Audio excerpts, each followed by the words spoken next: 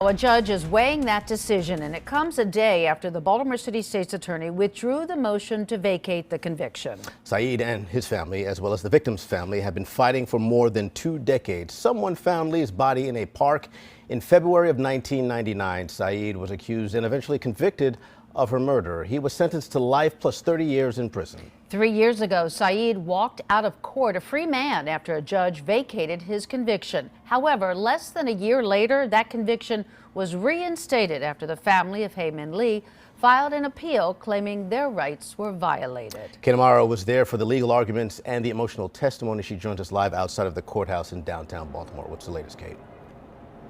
Well, tonight, Adnan Syed remains a convicted murderer and out of prison, but his future remains in limbo after the judge recessed today's hearing without ruling from the bench.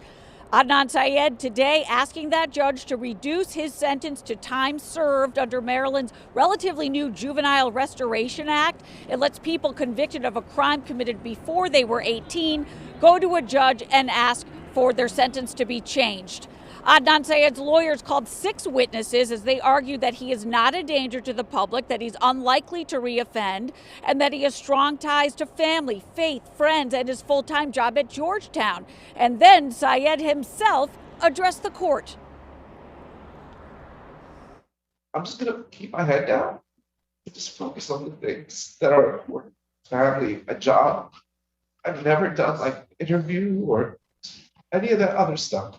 I'm not on social media. I don't do any of that stuff, in large part because I don't cause them any pain. I don't want them to see me and to be upset, like her mother said. So I just keep my head down and I try to do the best that I can. That's always what I've tried to do, Your Honor. Was also emotional today for the victim's family, which had 3 seats at the trial table as they opposed the sentence reduction. The judge heard a pair of dramatic and emotional victim impact statements from Hae Min Lee's brother and her mother, as well as legal arguments calling for Syed to go back to prison. The family's attorney citing 7 different reasons why, including overwhelming trial evidence, cultural hysteria, and the fact that Syed has always maintained his innocence, which the victim's family says means he has failed to accept responsibility for his actions. I also want to thank the judge putting my sister as a true victim of this heinous crime. And let people know that it's my sister who is the true victim here. And I hope that she will make the right decision.